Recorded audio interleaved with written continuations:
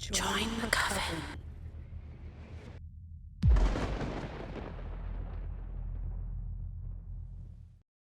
I work at a summer camp called Camp Oakwood. Something weird is going on. A story written by Langster_Gangster. Chapter 1. Work at Camp Oakwood. Looking for maintenance staff. No experience needed. The ad stuck out like a sore thumb on the wall at a coffee shop I frequented. It was also new, given that I was at the coffee shop the previous day and the poster wasn't there. At the time, I was unemployed and living at home with my parents. So every time I would go to the coffee shop, I would browse the wall in search of jobs I could possibly obtain. Of course, there wouldn't be any big paying jobs available, but I hoped there would be something appealing. And in the middle of that wall was that poster about a summer camp, located many hours away from home. I don't know why it piqued my interest, though it was probably the aspect of me being able to get away from home. A job that would let me live somewhere without my folks sounded luxurious to me. It also paid decently well, so after thinking it over while sipping my coffee, I decided to take the poster off the wall and bring it home. The shop allowed that. Of course, I wasn't going to steal anything I wasn't allowed to take. As I walked out of the coffee shop, I noticed a blonde-haired lady staring at me from the opposite side of the street. Once I noticed her, we stared at each other for a few more seconds. Then she began walking away. I found it odd and a little creepy, but didn't harp on it and walked home. I arrived home and watched TV for a few hours. After binge watching a show, I decided to call the phone number on the poster. After a few rings, someone picked up. Hello? A female voice said. Hi, is this Camp Oakwood? I asked. Yes, this is. She answered. Are you calling today to register your child as a member? Oh, no, I said. I'm actually calling about your ad looking for employees. I wanted to apply as a janitor. Oh, our online ad? No, it was a poster in a coffee shop in my town. Huh. Well, we don't print many ads, but we put some up from time to time. She then asked me for my phone number, email, and asked a few questions. I told her basic information about myself. After answering them, she told me when I would need to show up to start working. I was confused and asked her what she meant. Yeah, she said. You're hired. We need people. Wait, so I don't need to do a background check or something like that? I asked. Nope, I believe everything you told me. She said. You're hired. After a few seconds of shock, I became ecstatic. That's great, I said in disbelief. When do I start? You will need to come in May 26th for orientation and training, and the first camp will start the following week. The camp has 6 one-week sessions, and you'll be working each one. You will be one of 4 janitorial and maintenance employees. I am your overhead boss, but your supervisor will be Graham. He's the head of maintenance staff. Cool. Thank you for hiring me. You're absolutely welcome. I believe you'll do a great job. If you have any more questions, you know where to contact me. Welcome to the Oakwood family. Just as she was about to hang up, I realized I hadn't even given my name. During the entirety of the questioning and instructions, we both had not given our names. Wait, I never got your name, I said. Oh, she said. Yeah, sorry, my name is Amy Garlania, and I'm the camp director. Okay, I said. My name is Harrison Tracy. I then heard a thump and her gasp in pain. You all right? I asked. Yeah, I'm good, she said. Just banged my elbow on the desk. Well, can't wait to meet you, Harrison. See you soon. I hung up the phone with mixed emotions.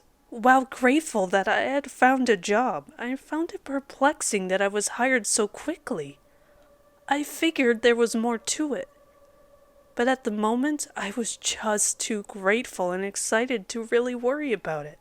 That night, I told my parents about my new job. My mom was thrilled to hear that I would finally have a good-paying job. But my dad practically spat out his food. "Curtis, you okay?" my mom asked. Yeah, I'm fine, honey," he said, grabbing a napkin to clean his mouth. "You're working at Camp Oakwood?" "Yeah," I said. "It pays really well, and I heard it's an easy job." "Sorry for my reaction, Harrison," he said. "I haven't heard that name in a long time. That's because I worked there myself many years ago as a counselor." "Really?" I asked him, to which he nodded. I proceeded to ask him some questions, but he seemed very hesitant to answer them. After failing to get anything, I went back to my room. Later that night, I heard my parents talking in their bedroom. They were trying to whisper, but I could still hear a decent amount of their conversation. "He can't go," my dad said. "That's the place I told you about." "We don't know if that is," my mom responded. "The camp started long before he was born. Nothing's gonna happen. If something does, he can handle himself. After all, he has before." They went back and forth for a while. I honestly had no clue what they were talking about. I guess my dad must have had some bad memories from that place or something. When the time came, I packed up my stuff, told my parents goodbye, and headed off to Camp Oakwood. Amy told me I would be living in a 2-story housing wing located about 50 yards away from the main camp. There were 4 apartments, 2 on each floor. 2 or 3 employees would live in each one. The counselors would be sleeping in the cabins with the campers. So that left nurses, cooks, and maintenance staff inside the wing. There were 11 of us, 3 nurses, 4 cooks, and 4 janitors. So I had a 4th chance of getting a 2-person apartment. I didn't really care, but I craved privacy, so I was hoping for the best option. I must have been lucky, because I got the 2-person room. When I arrived, someone was inside unpacking. He was a pretty young guy, maybe a bit older than me. I'm 21, but very muscular. I made my way in to introduce myself. "Hey, I'm Harrison," I said. "Julio," he said. "Nice to meet you. I guess you're my roommate. I'm new here, so I don't know who else is here besides you and Amy." Julio chuckled, and then said, "Same, at least I'm not alone." Before I could speak again, I heard someone walk in. I turned to see a large, older dude with the Santa Claus-style beard and tinted glasses. "Julio? Harrison?" he said, his deep voice bellowing. We both said, "Yeah." "I'm Graham. I'm in charge of you guys. I just wanted to come by and introduce myself." "Oh, well, it's nice to meet you," I said. "And you guys as well," Graham said, and then pointed to a guy pulling things out of a white truck before introducing him as Carson, the 4th and final maintenance worker. Carson just waved to us and continued on what he was doing. "Do we start work today?" I asked. "No, but I will be showing you around. Basically what you will be doing and the like. I'll be next door to y'all with Carson and one of the cooks. I'll come back in half an hour." Then he left. Like he said, Graham returned 30 minutes later. "All right, guys," he said. "Follow me." Accompanying Graham was Carson. Now closer, I could get a better look at him. He was old as well, but skinny and bald. He didn't say anything or acknowledge us in the slightest. So I assumed he wasn't a social butterfly. Graham led us to a large golf cart, and we all hopped in. As we drove off, Graham began speaking. Okay, so our job is pretty basic. We clean every building 3 times a week, taking out the trash, dusting the rooms, and getting rid of any infestations. We also take care of the nature aspect, so lawn care, trees, etc. The last day of each session is a party day, so we also set up decorations, props, and other kiddie stuff. He went on about how we clean the cabins. We have to make sure we put every bag and piece of furniture back in place. We also had to keep an eye out for wild animals, as they could be dangerous to the campers. So, we're janitors, maintenance staff, and security guards? Julio asked jokingly. Basically, Graham said, before bellowing a laugh. He showed us several of the activity areas during our drive. There was an archery section, a swimming pool, the lake with a large rope swing, a playground, an open field, a basketball court, a sand volleyball court, and a rec center with ping pong tables, air hockey, and a foosball table. There was also a small building that Graham said was a chapel, but he said it was never used, and we wouldn't need to worry about it. I'm still surprised Amy was able to get all this situated in just 2 years, Graham said quietly. What do you mean? I asked. We had to move camps 3 years ago, because the city bought us out, Graham said, knowing he had to explain now, since I had heard him. Eminent domain. Why did they buy it out? Julio asked. Don't know. I thought his response was odd, but I didn't ask anything afterwards. After driving around some more, Graham took us to the main lodge. The counselors were already there, and the cooks were in the kitchen cooking dinner. Graham told us to mingle with the new counselors so we could at least know who we would be working with for the next 7 weeks. Julio and I split off to meet the others individually. Most of the counselors were teenagers, with only a few being about my age, and some being older than that. However, I was immediately made very uncomfortable by the ones I had met. Every time I would introduce myself, they would just stare in astonishment at me. It was as if they were staring at an elite celebrity making a surprise appearance. Some of them would even walk up to me and just stare, not saying a thing. After being made thoroughly uncomfortable, I went into the bathroom and hid until it was time to eat dinner. I sat in the far back corner of the room, away from everyone else. However, even as I ate, I still felt eyes on me. After we ate our food, Amy got in front of the room and began to speak. It was actually then that I finally saw her in person. She was a middle-aged woman, maybe my parents' age, with gray-streaked black hair wrapped in a ponytail and a face that matched her age. She told us she was glad we had decided to work or return to work for the camp, and that she was excited for another great summer. After speaking for a few more minutes, we were dismissed for the night. I ended up staying back to talk to Amy about the counselors acting weird around me. Well, you and Julio are the only new employees this summer, Amy said. We usually don't get that many new employees, so they're probably just surprised to see someone new. But whenever I said my name, that's when they began to act weird, I said. She just looked at me, not saying a word. What? I asked. Nothing. Look, just don't worry about it. If you're still uncomfortable, go back to your apartment. With that, she walked away. I was so confused and actually a little concerned. But I decided to give her the benefit of the doubt. Maybe she was right. The counselors might just be really weird people. I walked back by myself to my apartment. But as I was passing the chapel, something caught my eye.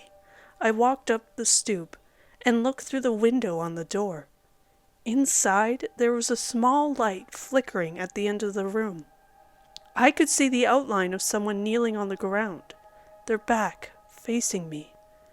I knelt down and put my ear up to the door to listen, and I began to hear whispering.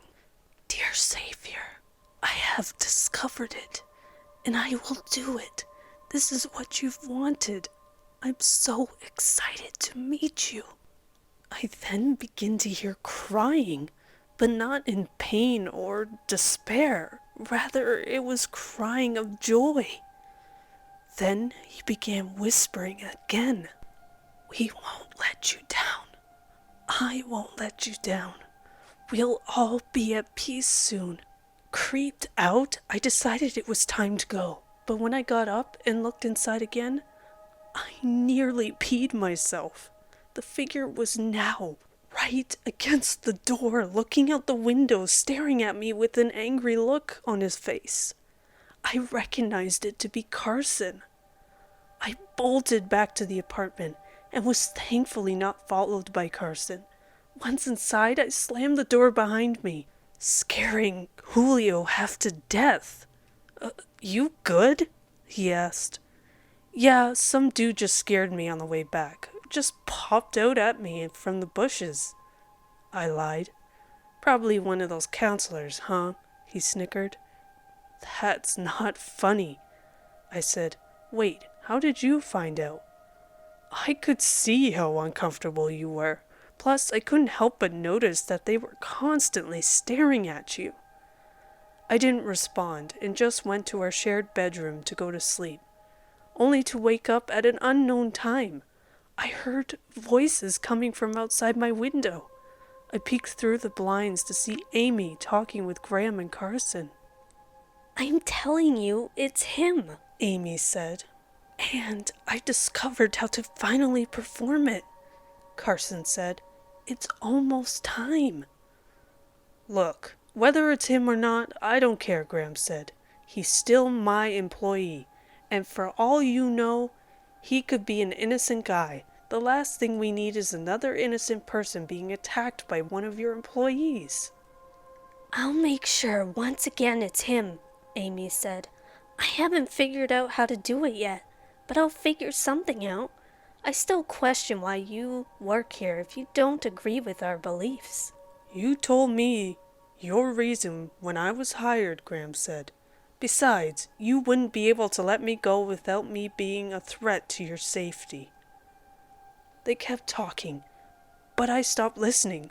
Horrified, I quietly sauntered back to my bed and curled up in a ball under the blankets. Julio, thankfully, didn't wake up from me moving around. Somehow, I managed to fall back asleep and woke up the next morning. At breakfast, I was eating my food when I noticed that 10 of the counselors at another table were again taking glances at me. Every few seconds, one of them would look my way. At that point, I had had enough and walked over and confronted them. "What do you want?" I asked. None of them responded to me. "Really?" I asked angrily. "You stare at me when confronted. You have nothing to say?" Before they even got to say anything, I felt someone grab my shoulder. I turned to see Amy, looking at me with a stern look on her face. "What's going on here?" she asked me. "These guys have been staring at me for the last 10 minutes, I said annoyingly. I asked them what the problem was, but they refused to answer me. She sighed before speaking again. "I'll deal with them. Sit back down and eat. I don't want any more trouble starting because of you, Harrison." "How is this my fault?" I asked her, only to get no response as she walked away. I had had enough and decided to throw my food away and walk back toward my apartment. During my walk, I passed by the chapel again. Given that it was now daytime, I decided to get a better look at this place. As I looked around the room, I saw a large painting of a man. The man was pretty tall, his body stocky and built. He appeared to be in his 30s, if not a little younger. He was shirtless, and in his left hand was a red book. Below the painting was a word in blue letters. I assumed it was a name, but I had never heard of this name before. It said, Sherino. I was so intrigued by the painting that I didn't even notice someone had walked up to me. "What are you doing?" someone asked. I slowly turned to see Graham standing there. Just looking in there," I said nervously. "Okay," he said again. "Again, there's no point in going in there. Besides, I don't get their obsession with this guy." "What are you talking about?" "The people here dedicate this entire place to the guy who the camp is named after. He's remembered as a hero." "What did he do?" "War hero." "That's it?" "Yep. Now come on, I want to show you the shed with all the lawn equipment in it." We walked off, me still feeling very weirded out by everything here. Camp hasn't even started yet, but I already regret coming here. What have I gotten myself into? Chapter 2.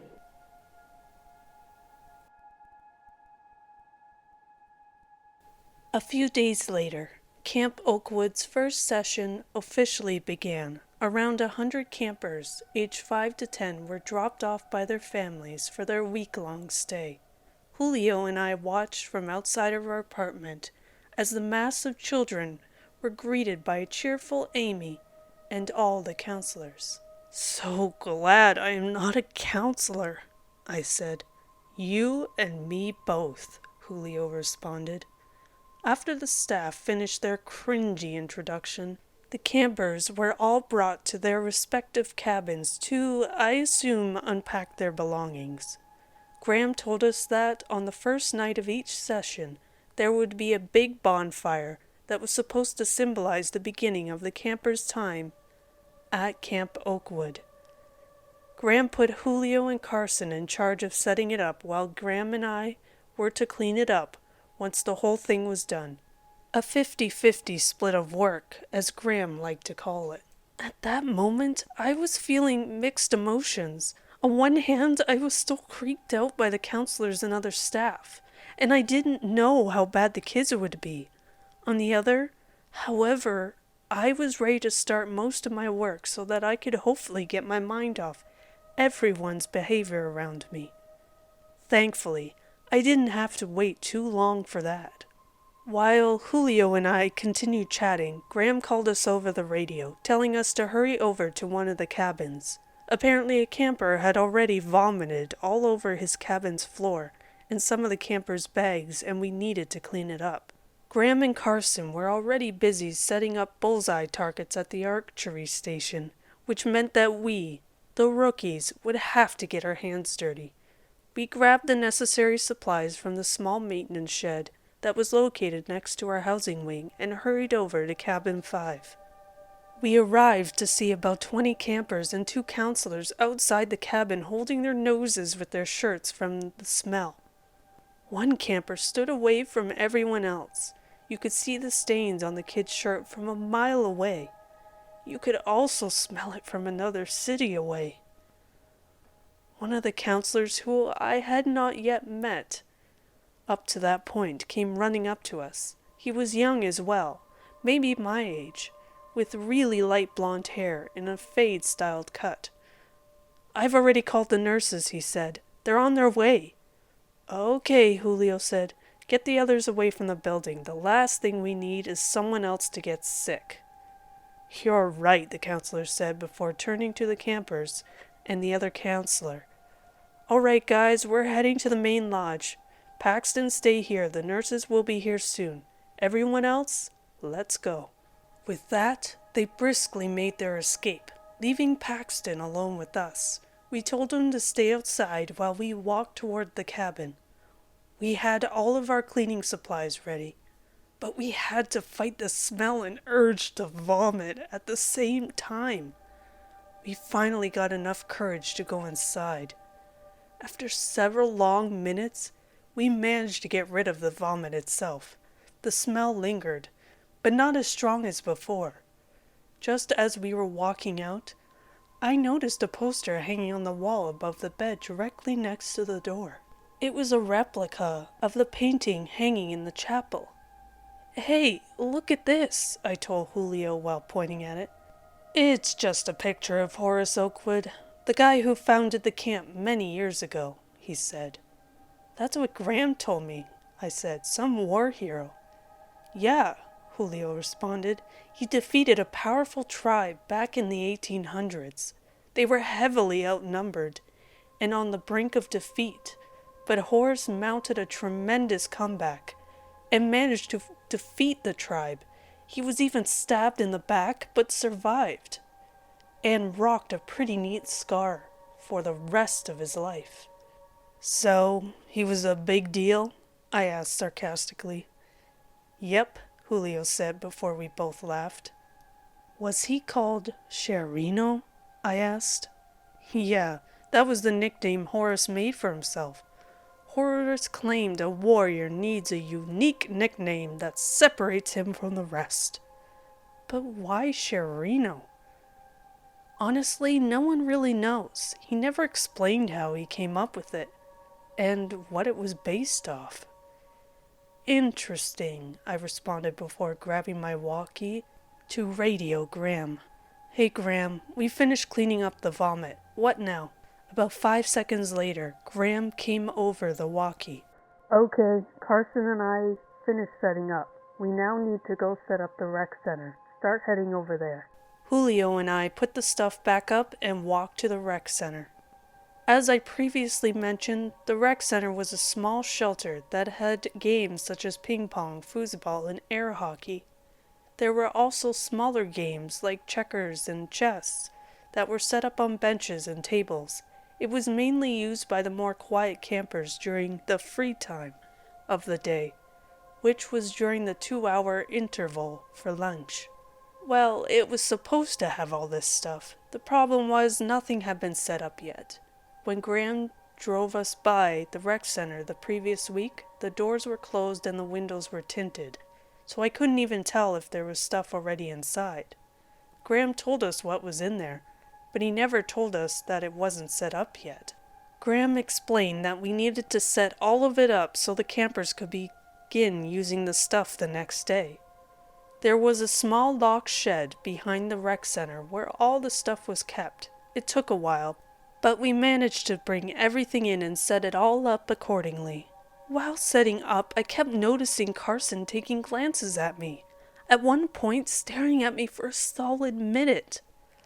I was already fed up by the counselors doing this, so I already knew I wasn't going to deal with this crap. However, given what happened in the chapel the week before, I didn't want to confront Carson on my own. So I stopped what I was doing and decided to tell Graham, who I found back in the shed pulling out a box of board games from one of the shelves. "Hey Graham," I said, "Carson will not stop staring at me. I don't know what his problem is, but please go tell him to stop." "Well, why don't you tell him you have a problem with it?" he asked me. I really wanted to explain what I had seen the previous week in the chapel, but I bit my tongue and just told him I was very creeped out by him. He could probably tell I was holding something back, but he accepted my excuse and told me he would handle it. He gave me the box of board games and left the shed. As I walked out, I could see Graham and Carson talking, but couldn't hear them because they were talking quietly. In the end, Carson nodded and Graham walked back over to the shed. True to Graham's word, Carson didn't stare at me again after that. Well, at least I hope he didn't. After we finished, we hopped back in the cart and drove back to our housing building. Graham dropped off the three of us and told us to keep our walkies on in case something popped up. He then drove off towards the main lodge building. Julio and I went back inside our apartment and decided to chill for the rest of the day. We had already eaten lunch earlier in the day before the campers arrived, so we wouldn't have anything else to do until the bonfire later that night. While I was on the couch watching some show on our really old TV, Julio piped up from the small kitchen. "Wonder what made Amy hire a guy like Carson," he said. "Beats me," I responded. Amy probably just hires anyone who's interested in working for this camp. He's a very weird guy." "I know," he said. "You know, I've noticed you're always very uncomfortable around Carson. Why is that?" "What do you mean?" I asked him. "I saw you go complain to Graham earlier today about Carson constantly staring at you. I noticed as well, and was just waiting for you to do something about it. But even before that, you were already uncomfortable and, honestly, looked a little scared every time we were around Carson. I don't know what you're talking about." "Come on, man. It's obvious you're creeped out by him. You can tell me the reason why." Up to that point, I hadn't told anyone about what I had seen at both the chapel and outside our window. However, at that moment, I felt like I was trapped in a corner. Julio could tell something was up, so I needed to either come up with an excuse or spill the beans. After a quick deliberation, I chose the latter. I needed help, and keeping it on my chest would only make it worse. So I ended up telling him everything, from Carson in the chapel to Amy, Graham, and Carson talking outside of our window in the middle of the night. Julio just stared at me, taking in what I was saying. When I was finally done, all he said was, "Wow." "I'm very creeped out right now, dude," I said. "I don't know why he and those counselors act strange around me. It's so freaking weird." "Why didn't you wake me up when they were talking outside of our room?" I stuttered. I don't know."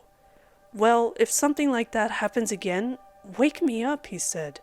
"Given that you just told me everything, I'm involved in this crap just as much as you are now."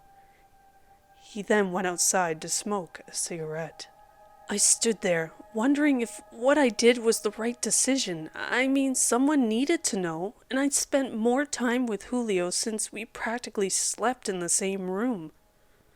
But I could have told Graham as well, since he seemed to be on my side when I found him, Amy, and Carson talking outside my room the previous week.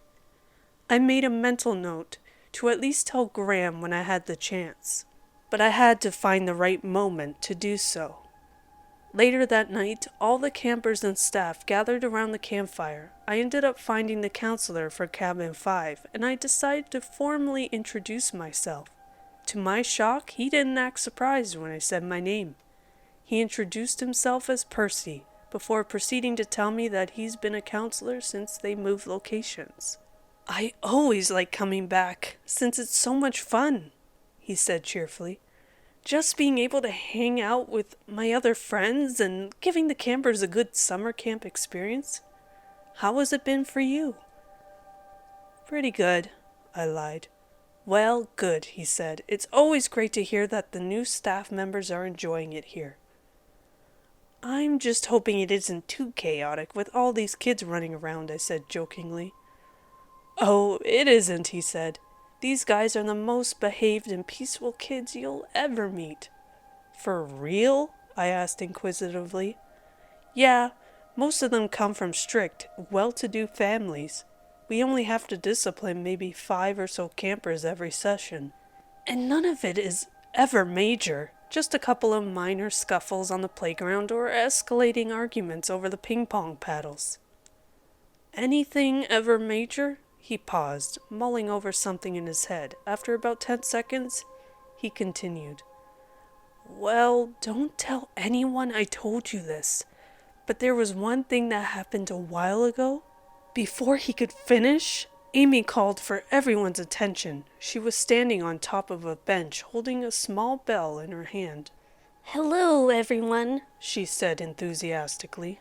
For all of you who are returning for another fun summer, we're glad to have you back. To those who are new, I would like to welcome you to Camp Oakwood. We are very glad to have you all here tonight, and I am looking forward to getting to know each and every one of you over the next week.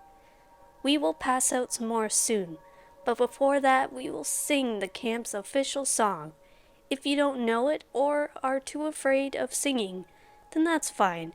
But to those of you who know it, feel free to sing along. With that, she raised the bell over her head and shook it. The small bells sounded like 1,000 coursing church bells. I stared in awe, trying to make sense of it. Everyone else didn't really react, as if they had expected this. Once the sound of bells deafened, she began to sing. None of the words sounded like English, so I wasn't able to understand it. I have to admit, though, she had a beautiful voice. It was honestly so angelic that I looked up at her to make sure she wasn't playing a recording or something. After I looked up, I noticed everyone, though only some were singing along. Were all bowing their heads, well, except for one other person. As I panned the crowd, I saw Graham standing in the back, leaning against the trunk of the tree. We made eye contact with each other. I made a confused face, trying to figure out why he was away from everyone else. All he did in response was shake his head in what looked like disappointment. I then turned back around and bowed my head once again. Amy finished her song, and everyone looked back up at her. She then said excitedly, it was time for s'mores, which was met by cheers of the campers. I got up and began walking over to Graham. He met me halfway. What was that? I asked. It's a small ceremony done at the beginning of the camp, Graham said. Amy loves music. She studied it in college and has always had a passion for it. So she likes to implement it at some points during the session. Do you know what language she was singing in? I asked. I think Italian, but I could be wrong, he responded. Graham told me I could get a s'more if I wanted one, but I told him I wasn't hungry. We just stood there watching everyone else eat their s'mores before they began to disperse back to their respective cabins. As planned, Julio and Carson left, so Graham and I were the only ones who would be extinguishing the fire and cleaning up the remnants of chocolate and marshmallows. After cleaning quietly for a while, Graham broke the silence. I see you and Percy are getting along, Graham said. Yeah, he's pretty chill, I said. I looked up to see Graham smiling while throwing some more debris into a black bag. You seem pretty happy about that, I said. No, he said, I'm happy because the first night is always so full of joy. The rest of the sessions are just sort of bland. Is it boring? No, it's not like that. After the first night, each group follows their own schedule, and each group straight up ignores the others. You would think most campers would branch out with those who are older and younger, but they stick together in their age groups like glue. Also, most campers aren't as happy the rest of the session as they are in the first night. Probably homesickness or something. It's been the same for many years, and it honestly makes me a little sad to see it. To be honest, I didn't think Graham could become that emotional or deep. My first impression of him was a stone-cold, hard-nosed man who just did his job and nothing else. But now, he was starting to appear more human. I don't know why, but I was just fascinated by it. So fascinated by it that I forgot to tell him what I had told Julio hours before. We finished cleaning up not too long after and went back to our respective apartments.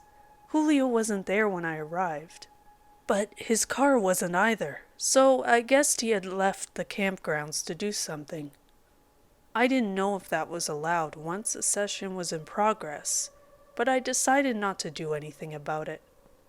Once I got inside, I decided to take a shower. After spending about 10 minutes under the shower head, I turned off the water, grabbed a towel, and pulled open the shower curtain.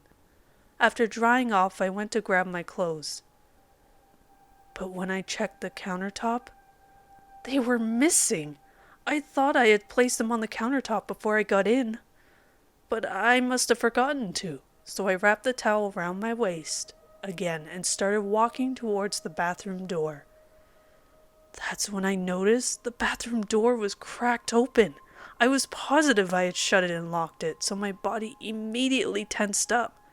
My phone was in my bedroom charging, so if I had to call for help, I would have to build up enough courage to get out of the bathroom. I eventually peeked my head outside the door, and when I did so, I saw no one in sight. "Julio?" I called out, hoping he was just pulling a messed up prank on me. I got no response. I peered back to my left and found my clothes on a chair next to the table. Damn it, I left them out here, I thought to myself as I reached out for them. All of a sudden, a bright flash filled the room. I turned around and saw a hooded figure dressed in black and wearing sunglasses holding a camera. I cursed out loud in shock, and the hooded figure ran for the door. Amid the chaos, I managed to grab the back of his hood, making the back of his head visible. Before I could do anything else, the hooded figure opened my door and ran out into the night. I would have ran after him, but I was only in a towel and barefoot, and the ground outside was gravelly, so I knew there would be no chance I could get him. Although I didn't see his face, I knew who it was.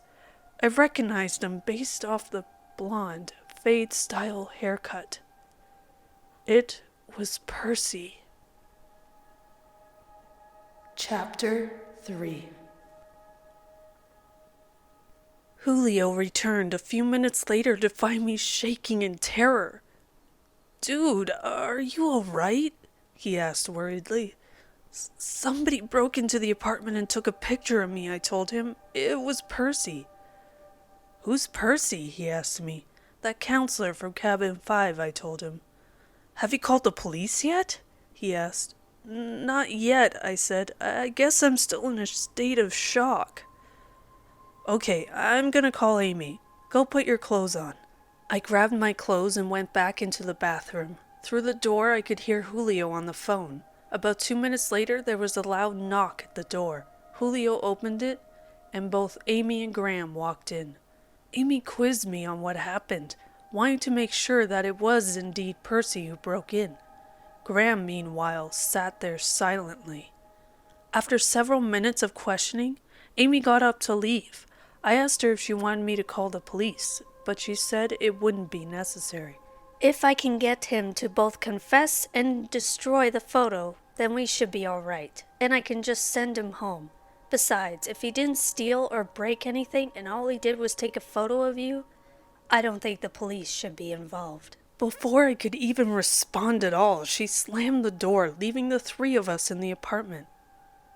"Sorry about this, Harrison," Graham said. "Hey, no need to apologize," I told him. "You had nothing to do with this." "I know, but still, you're my employees," Graham said. "As your boss, your well-being is one of my priorities." "Percy's probably gonna get fired," Julio said. "I don't even know if it was him," I said. "All I saw was the back of his head, and Percy's hairstyle and its color was the closest one to it. I just can't believe Percy pretended to be normal around me. I guess him telling me nothing major ever happening around here must have been a complete lie to gain my trust. Guess the same goes for the major event that happened a few years ago." "Actually, that part is true," Julio said. "Julio!" Graham yelled, causing me to jump. "Crap, sorry," Julio said. "What?" I asked. Both of them looked away from me, not saying a word.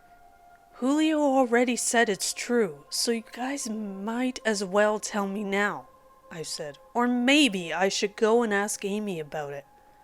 Before I could even move, Graham stood up and grabbed me by my arm with a very painful grip. "Do not make that mistake," he said to me. I, now legitimately scared, just nodded, and he let go of my arm. "All right, I will tell you, but you need to promise me that you will not tell Amy at all. Same with you, Julio, though I doubt you will." Julio nodded, while I remained silent. Graham sighed, and then he began. 5 years ago, a young camper named Sharon went missing after supposedly wandering off during a group hike. Amy freaked out when she heard the news and spent a full day and night searching for her alone in the woods. She didn't want to, but eventually she had to call the police. the camp was shut down, and all the campers were picked up and taken home. They eventually found Sharon a couple of weeks later. I'm not going to go into detail on what happened to her. One of the counselors was arrested after his DNA was found at the crime scene. He was found not guilty by reason of insanity and was sent to a psych ward. Amy tried to reopen the camp the following summer, but not many families signed their kids up out of fear that something would happen again. So the summer after that, Amy changed two things: have younger counselors and move the camp to a new location. She didn't change the name though, as she really couldn't. I thought you said the city bought the land out through eminent domain, I said. That is what she ordered us to say, Graham said. She told us to lie so that we could move on from the tragedy. Amy, Carson, and I are the only ones left from the original camp, and she told us not to talk about it ever again. However, it's an open secret, so to speak, and many of the new employees either already know about it or eventually hear about it from one of their co-workers. However, if Amy found out we still talk about it, she would have our heads on a silver platter. I already knew this stuff before I came here, Julio said. Remember how Graham said it was at a different location? Well, the city Camp Oakwood was originally located in was actually my hometown, and that murder was the talk of the town. You heard about it whether you wanted to or not. So does this have anything to do with why Amy doesn't want the police involved? I asked. Sort of, Graham said. She doesn't like the police being involved because she's afraid that any other crime, no matter how small it is, could ruin the reputation of the camp again. Camp Oakwood is one of the most popular summer camps in our region, so another criminal act could hurt us again. But for your case, I don't think so. Like Amy said, if nothing was stolen, and the only thing done, besides breaking into the apartment, was taking a photo of your unclothed back, then there would be no need. It's not a serious issue. I doubt she'll call the police for something as small as this. So wait, why exactly does she not want new employees and campers to know what happened to that girl? I asked. Would you want everyone to keep talking about how one of your campers was murdered by one of your employees several years ago? He asked me in response. I guess not, I said. That's what I thought, he said. Look, sorry to come off so aggressively, but I want to protect my job and follow the rules. I could care less if someone else told you, but I refuse to talk about it anymore. Amy is a scary lady when she gets angry. In fact, I'm gonna go find her to make sure she doesn't do anything to Percy. Wait, what did he mean by the fact that Amy couldn't change the name? I asked Julio. Oh, you didn't know? He asked me. I shook my head, and he continued. Camp Oakwood is the name of about 30 camps across the world. Not the country, but the world. Are you serious? I asked. Yeah, he responded. They started the franchise of camps around 30 years ago. There's only one camp located in each country. 30 camps, 30 countries. We are like any other summer camp with one caveat. We only accept approved campers and employees. They must be from a select family and approved by the camp director of the camp they applied for. Makes it easier for the camp to run if we at least accept campers and employees who we know won't be a problem. Maybe that's why all the counselors act so damn weird, I thought to myself. I guess me, Graham, and Julio are the only normal people they've ever hired. Moments later, we got another knock on the door. Julio opened it to reveal a police officer. Harrison Tracy? He asked. That's me, I said. I'm Officer Marino, he said. I'm here to get your statement on the break-in that happened earlier tonight. Percy has already confessed and is currently detained. However, we want to get your statement about what happened. The more facts, the better. Guess she did decide to call the police, I thought to myself. I gave a brief rundown on what happened, and Officer Marino thanked me and left. I was up nearly all night trying to figure out what Percy's motive was. Nothing appeared to be stolen, so I couldn't really say robbery was the main motive. I did come up with a crazy theory that maybe his motive was to take an indecent photo of me and then use it as some sort of blackmail. However, I wasn't completely naked. I was wearing a towel pretty much up to my belly button, and my back was facing him.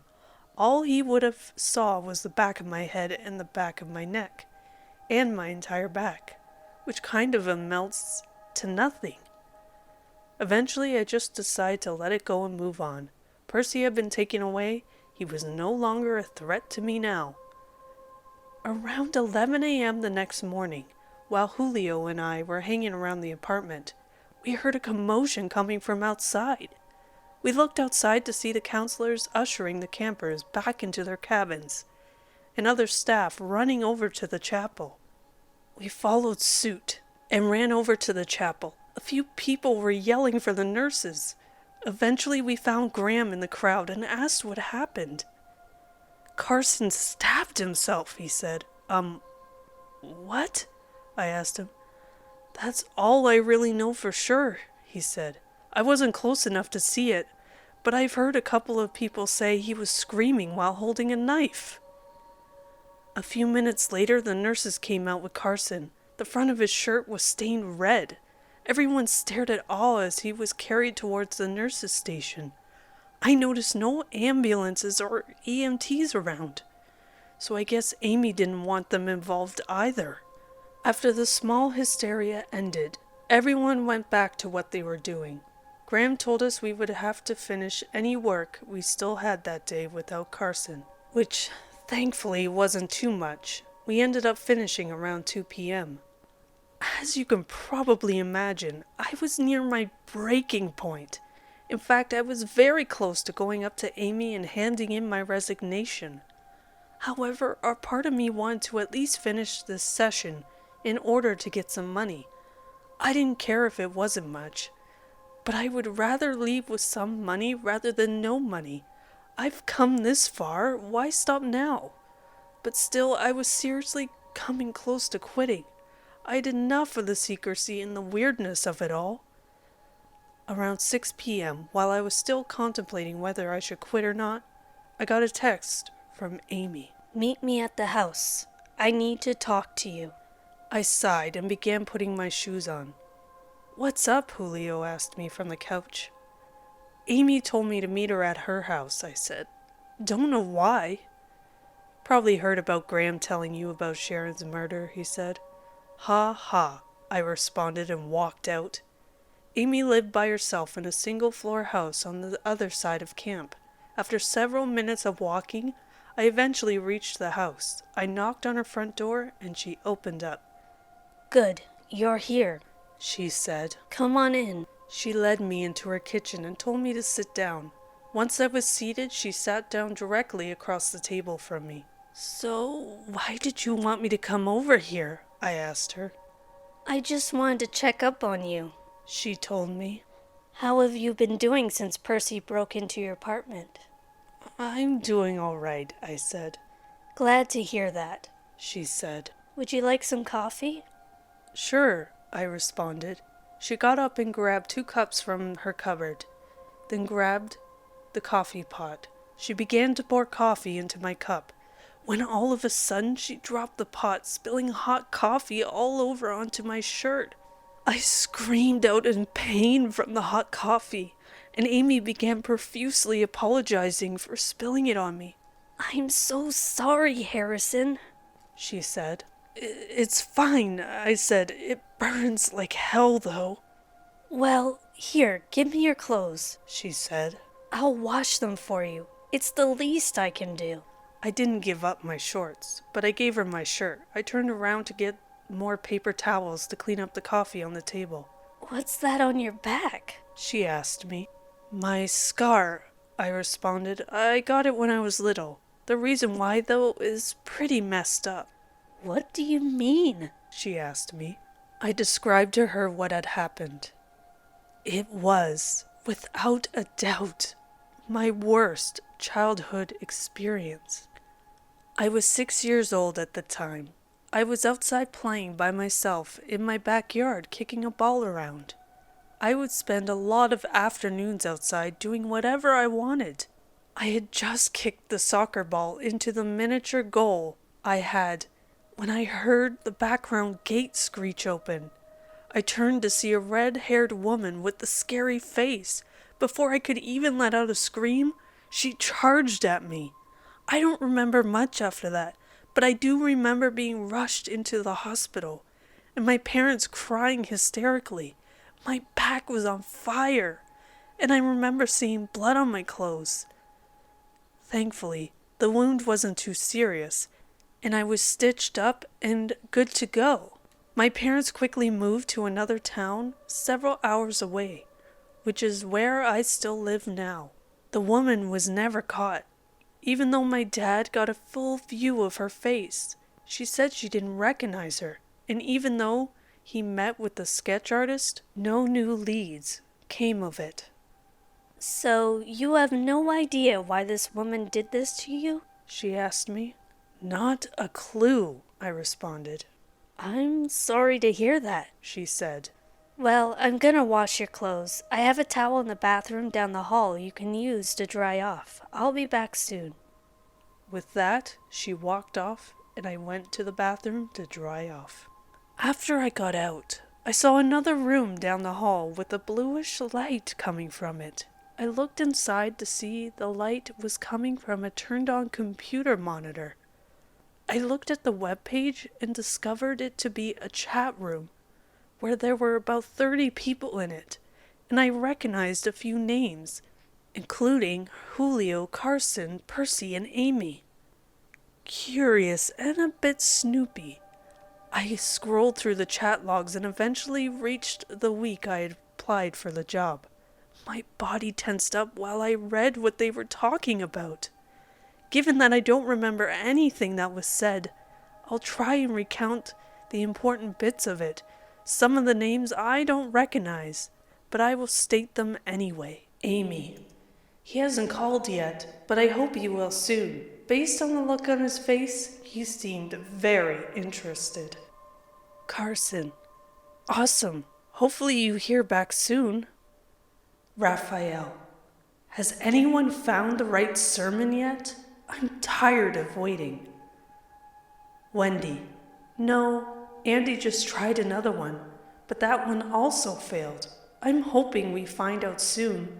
The world is a mess. Amy. If he's who I think he is, we could do it. Carson. Remember these traits. We have to carve it the same way it was carved into Horus, with the same amount of time it took, and with the same angle of the crescent. Xander. Kurt said the date of an important day of his life could correlate to the pages of his book and the corresponding prayer. Julio.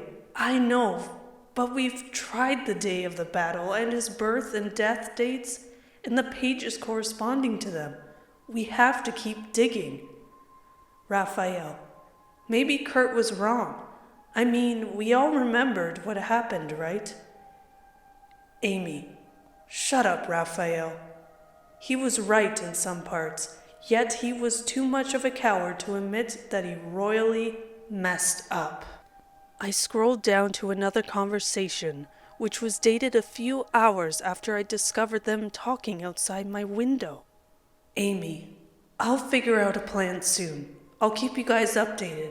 I'm also currently thinking of plan B in case plan A doesn't work, though I highly doubt that will happen. Carson. We have to make sure it's him, but we also have to make sure Graham isn't in our way. Julio. If I see anything, I'll let you know. He just spilled the beans to me. Said he saw you three talking. Amy. Well, hell. Okay, stick to the plan. Everyone is coming in soon. We need this to work. The last message was right after that, and it was dated from the morning after Percy broke into my apartment. That morning.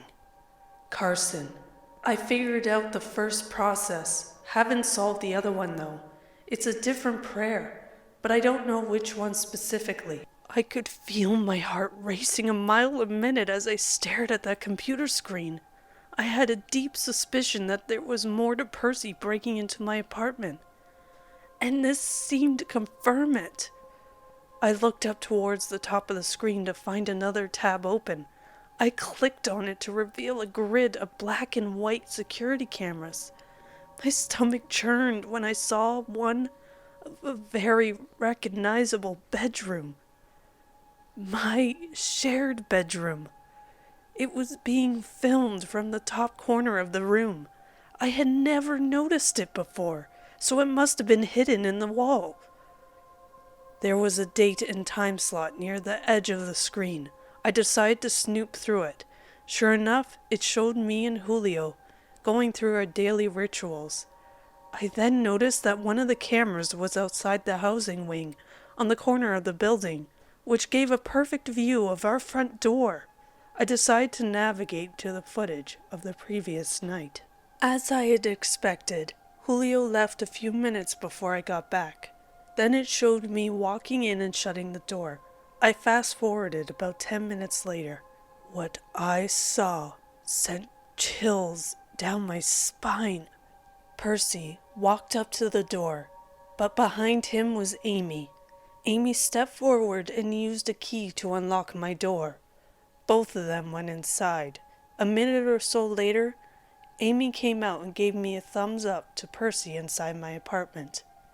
A few minutes later, Percy sprinted out of the apartment, and a couple of minutes after that, Julio pulled back into the small parking lot next to the wing. I couldn't believe what I had just seen. This whole mess had been planned by Amy. But why? I couldn't understand why. And then I realized. My scar. My scar would be the only noteworthy thing on the back of my body. However, I knew for a fact that my towel covered it up, considering how close it was to my tailbone. Also, my scar was a straight line. It wasn't that impressive. If anything, I thought to myself, Horace's crescent stab wound would be much more impressive than... But then it hit me. I couldn't believe that this little detail... I never considered it important, and none of my coworkers mentioned it at all to me, despite how seemingly obvious it was.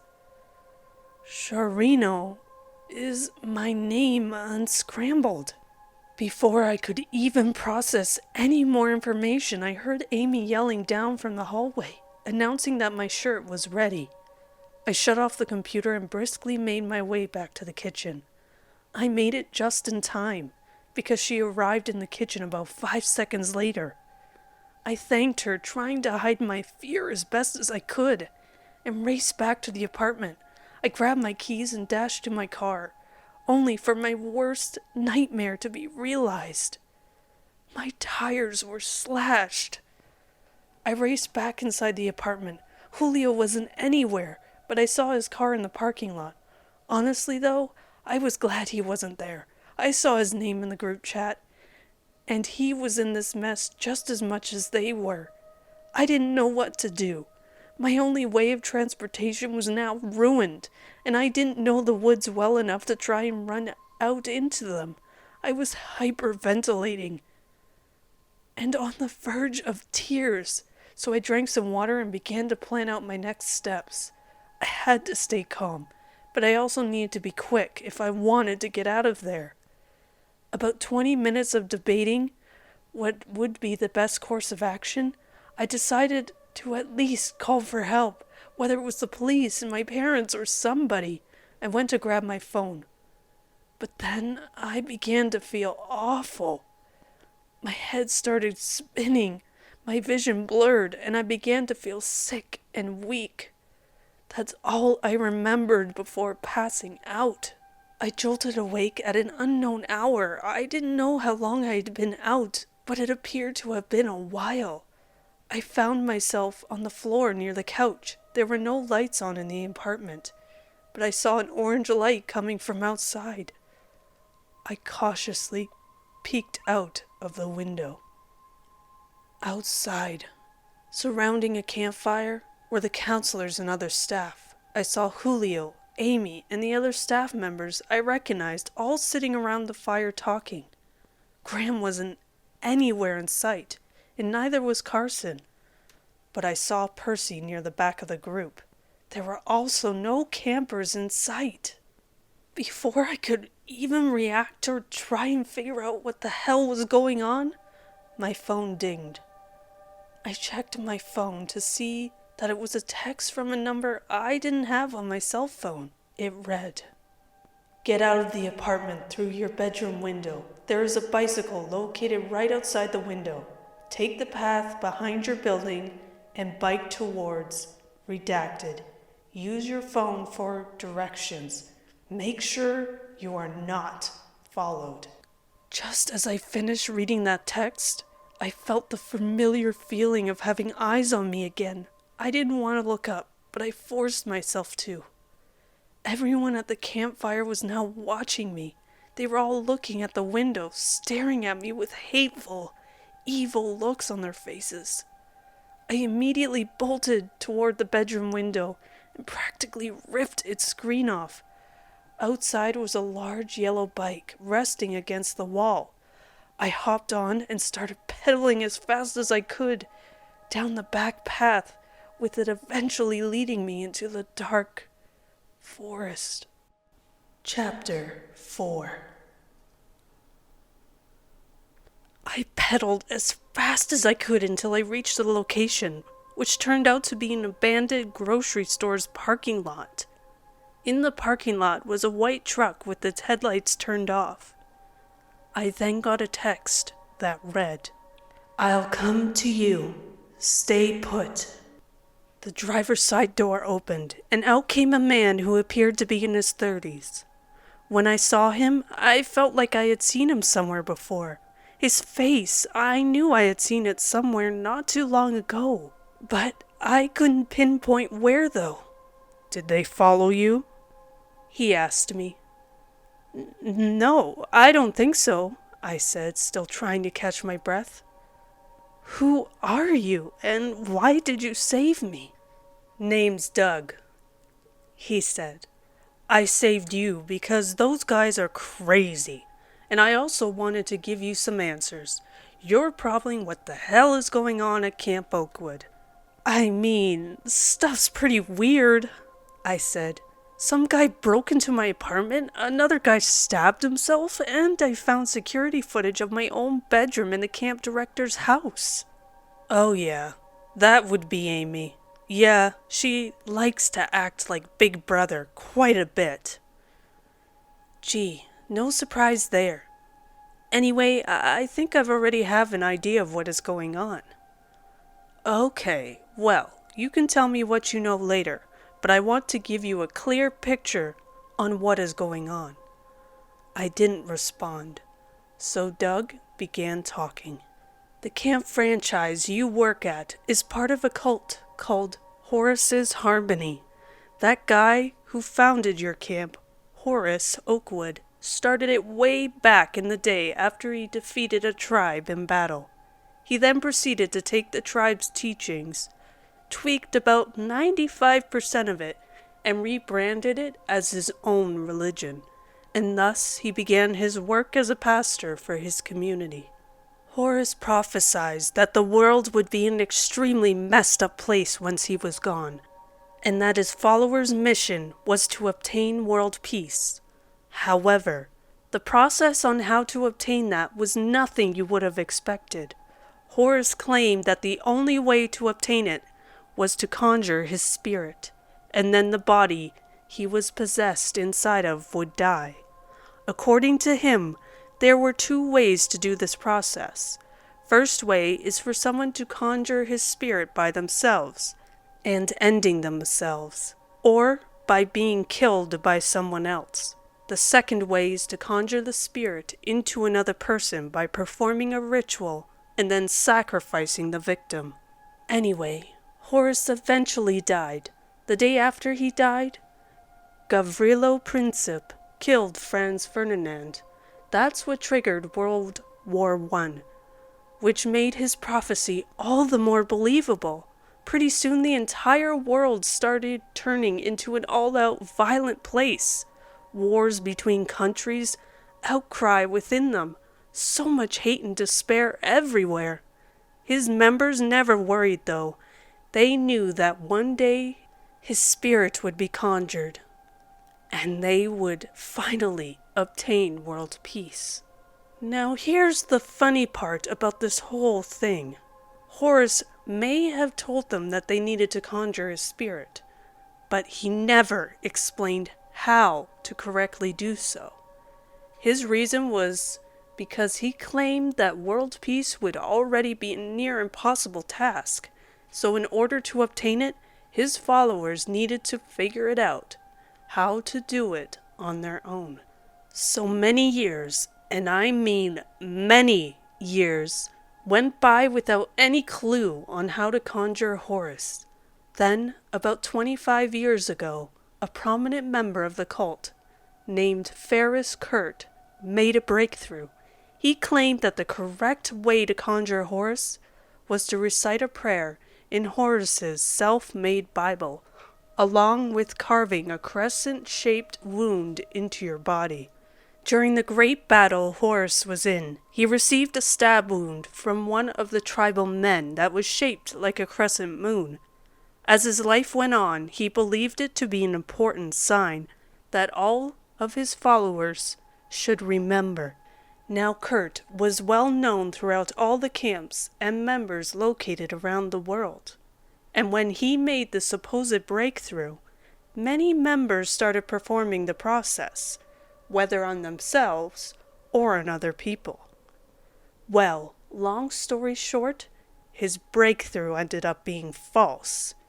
Many members, out of excitement that it was finally solved, after all this time, either ending themselves after they believed Horus was inside their bodies, or were arrested after killing innocent sacrificial victims.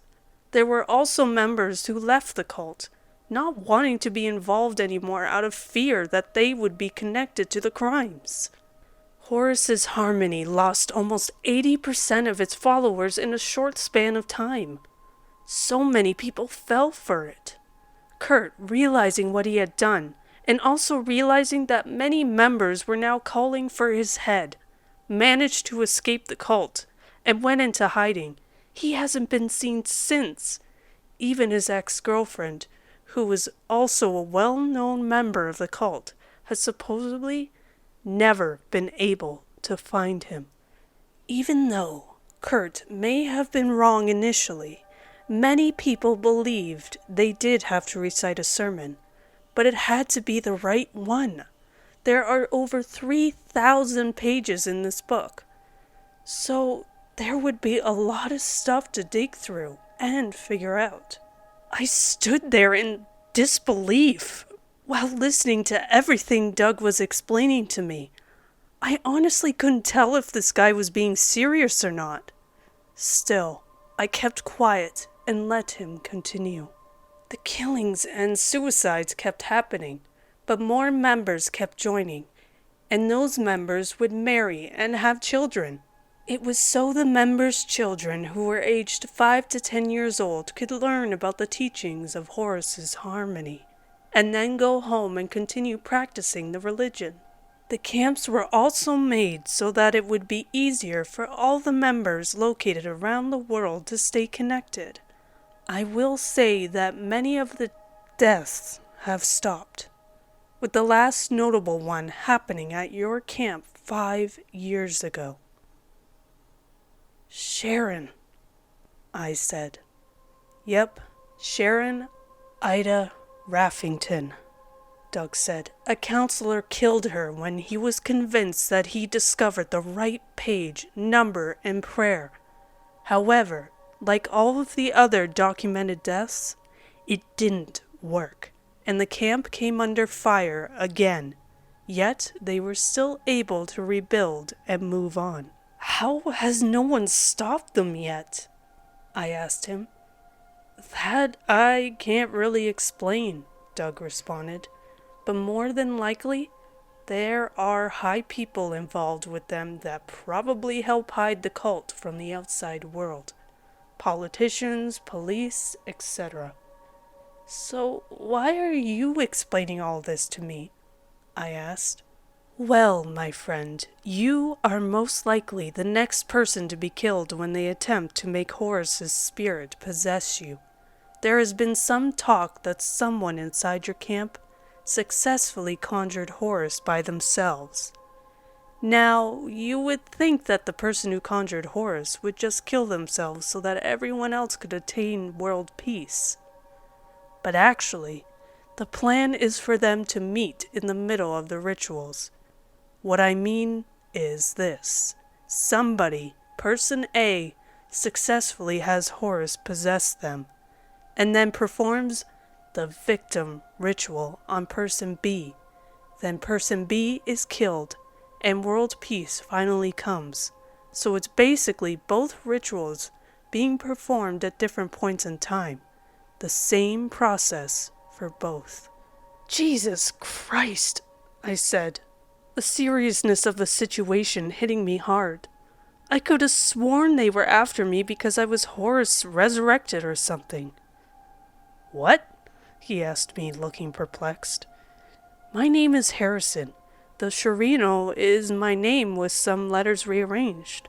I also have a stab wound on my back, though it is a straight line and not a crescent. No, he said. Horus never prophesied that he would come back in a resurrected form. He always explained from the beginning that he would need to be conjured and then possess someone's body. Your name being an anagram for SERIESl is just a crazy coincidence. Besides, you look nothing like Horus. If someone were resurrected, they would mostly look the same. So why the hell am I a target? I yelled at him. Revenge, he calmly said. What? I asked in complete bewilderment. Well, besides the obvious trying to obtain world peace bit, from what I understand, you are a target to also get revenge on you. I haven't done a single damn thing to them, I said. Then it must be someone you know, he said. Did you ever have family or friends that worked at one of the camps or was a camper? Oh, you've got to be kidding me, was the first thought that formed in my head. Yeah, I responded slowly. Yeah, I do. Then I would talk to them and get some info. I wish I could tell you the exact reason, but it hasn't been explicitly stated. How do you know all of this? I asked. It was a question I had been waiting to ask since he began his monologue on the history of Horus's harmony. I have an inside guy reporting to me on what's going on. I've had family killed by these guys, and I plan on taking this whole show down. Well, who is it? I asked. Now that I'm not going to tell you. I don't want to risk his safety. I will tell you this, though. There are 2 other employees at your camp that also aren't part of this cult. It's one of the older workers and his son. It might seem weird that a cult would hire 2 people who don't believe in anything they believe.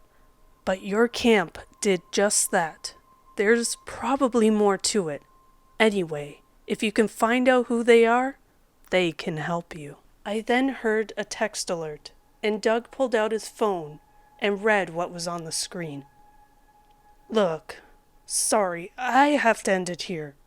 But I need to get going. Your best bet is to keep pedaling away from here and go into hiding.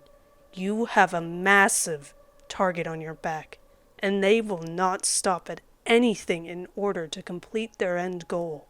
Just as he was getting back into his white truck, I yelled out to him, "How am I supposed to trust you?" "That's up for you to decide," he said. "But if you didn't trust me, then why would you have stayed here for the last few minutes talking with me, when you know they are coming after you? Also, I saved your butt and led you to a pretty well-hidden location in these woods.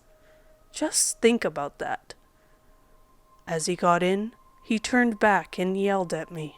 "Oh, by the way," he yelled out, "if you mess up the victim ritual after someone already has Horus inside of them, Horus will disappear again. That's one of the theories I've heard. May want to use that to your advantage if you do get caught.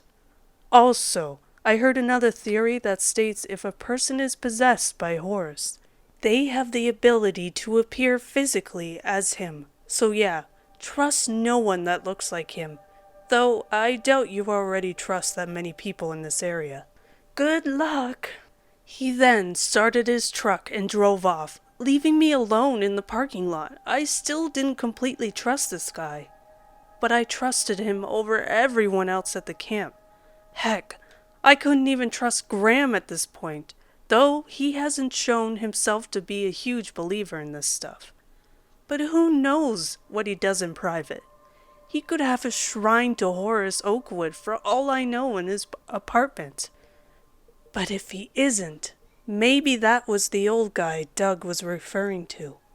But he never mentioned he had a son, so I wasn't sure about that either. All I knew was that I needed to get out of these woods and figure out my next steps. I hopped back on the bike and started pedaling down the highway that was connected to the parking lot. After about an hour of biking, I needed to take a breather. I hopped off and went into the tree line surrounding the highway. Thankfully, it was completely dead at night, so I didn't see any cars coming up and down the two-way road. The whole hour I was biking, however, all I could think about was my dad. He claimed he had been at this camp before as a counselor, but he must have done something so horrific that they are after me now, even though it's been years, and time usually heals the wound. Unless, of course, it was really bad. I needed answers and needed them now. So even though it was in the middle of the night, I called my dad. After a few attempts, he finally answered. "Hello?" he said. "Dad, it's Harrison," I said. "I need you to tell me the truth." "Harrison, it's in the middle of the night," he said. "Unless you're dying and need help, I'm going back to bed. The last thing I need is to wake up your mother." "What have you been hiding from me?" I asked him calmly. "What are you talking about?" he asked me, his tone becoming more annoyed with every passing second. "You said you worked at this camp, but this place is a goddamn cult, and you know it," I said. "They are after me because of something you did. What the hell did you do?" There was a long pause, and I mean long. It must have been about a minute before he spoke again. "I'm so sorry, Harrison," he said. "I thought that part of my life was over. I thought I could get away." "Dad, one of those cultists stabbed me as a child. You also named me Harrison, which is Sharino, but the letters rearranged. Now tell me the truth."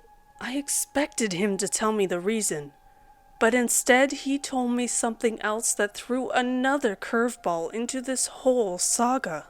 "I shouldn't have told them that I found a way. They listened to me, and it got so much worse.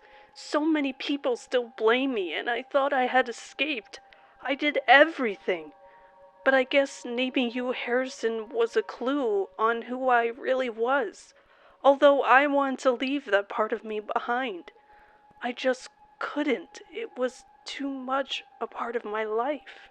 But they would never leave me alone, so I hoped that, well, maybe you being there would finally get them off my back. It was a really horrible thing to do to you, son, but I was tired of it. I'm so sorry." He then began quietly sobbing, but I didn't even get to do anything else. While listening to my dad, I hadn't noticed that a car had pulled alongside the road. When I finally did notice it, I saw blue lights blaring on top of the car. It was a police car. An officer turned on his flashlight and pointed it at me. I ended the call and began shielding my eyes. "What are you doing?" I heard a familiar voice ask. "Officer Marino?" I asked in return. "How do you know my name?" he asked me. "It's me, Harrison Tracy," I said. "My apartment at Camp Oakwood was broken into a couple days ago. You asked for my statement." He gave out a surprised, "Oh, right," before turning off his flashlight. He led me back out onto the side of the road to talk to me. I began to tell him about what was going on, how I had basically ended up hiding on the side of the highway in the middle of the night. "Okay," he said. "Don't worry, Amy will take care of you." I looked at him dumbfounded by what he had said. "What?" I asked. And then it hit me like a bullet to my skull. I remembered what Graham had told me when Amy said she would take care of Percy. Amy doesn't like the police involved. If Amy didn't like having the police involved, why would she have called them specifically for me? I looked up at Officer Marino, and a soul-killing smile formed on his face. Before I could even react, he pulled a pistol out of his belt and pointed it at my head. "Now, come on, Harrison," he said. "It's time." I then heard footsteps behind me, and just before the world faded back into darkness again, I finally remembered where I'd seen Doug before. He was the man in the painting in the chapel at Camp Oakwood. Chapter 5. The Finale. I awoke in a dimly lit room. The back of my head was aching terribly. But when I attempted to touch it, I discovered that I couldn't move my arms. I looked over and found that my arms were tied up. I then looked down and found my legs were tied up too. They were tied up so that I was lying on my back, spread eagle on whatever I was on, which felt like a wooden board. I then noticed that I wasn't even on the ground. The board that I was situated on was about 6 feet off the ground. The board slightly angled back. I also noticed that I wasn't wearing any clothes except for my boxers. "He's waking up," I heard someone say.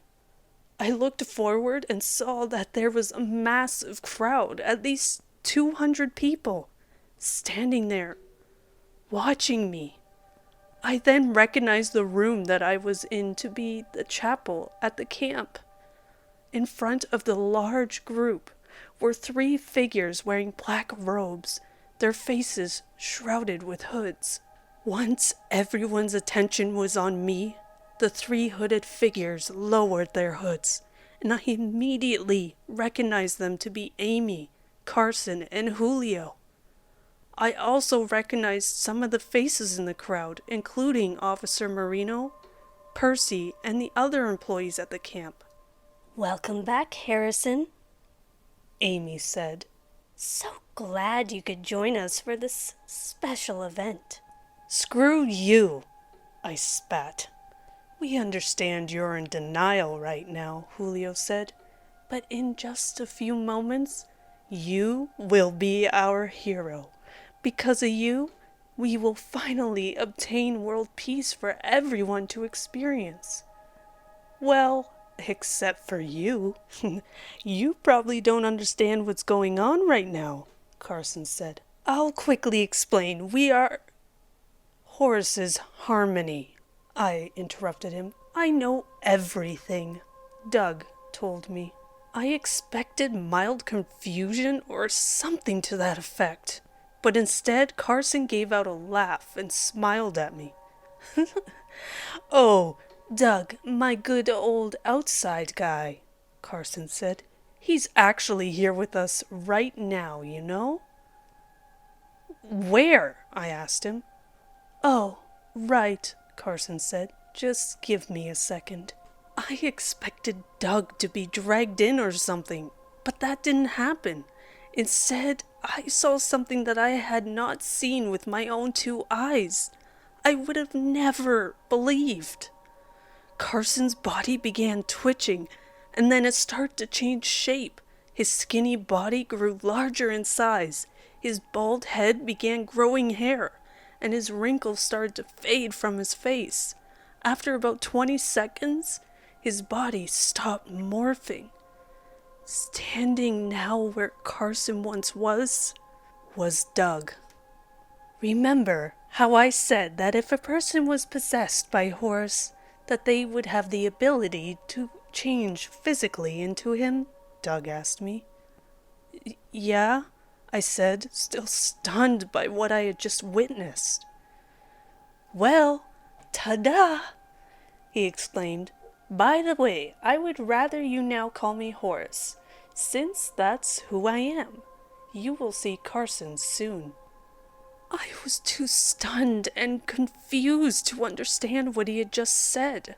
Ladies and gentlemen, Horus spoke out to the crowd, if you haven't guessed by now, Carson successfully conjured me by yelling out my famous sermon from 1892. And then stabbing himself in the stomach to form a crescent-shaped wound. After all this time, someone finally discovered it. I'm disappointed, but at the same time, proud as well. Everyone either murmured in excitement or didn't react. Julio and Amy didn't even flinch. They must have known all along. So, unless Horace, or who you like to call Doug, hadn't explained to you what is going on yet, Julio began to say, we will be performing a ritual on you. As just mentioned, Carson successfully conjured Horace and is currently possessed by him. So he completed the first possible ritualistic process. Now you might think that since Carson currently has Horus within him, we could just kill Carson and be done with it. However, Carson doesn't want to die, and I don't blame him.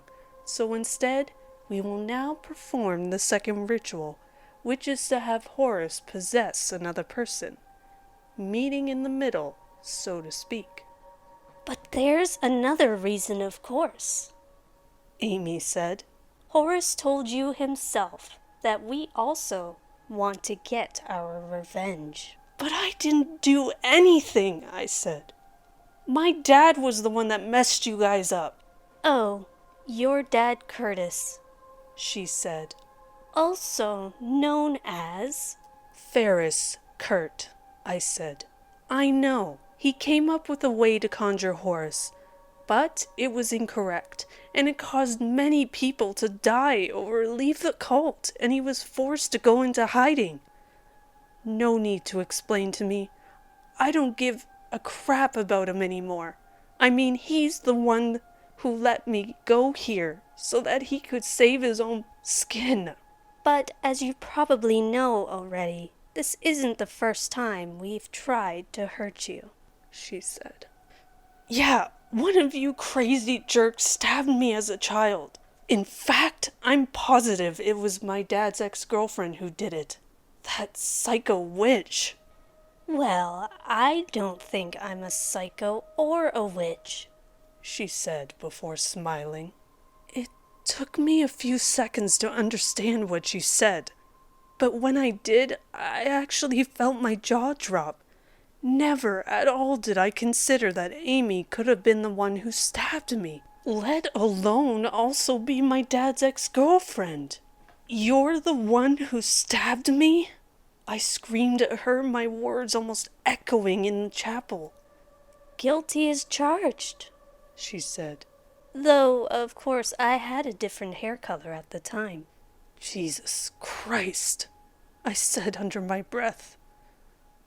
But why me? Why not go after my dad? Well, she began. What better way to torture someone than by torturing their loved ones? Having a son become a new victim would be the ultimate punishment. Harrison, ever since you were born, we've been watching you. You never suspected a thing, and never once saw us.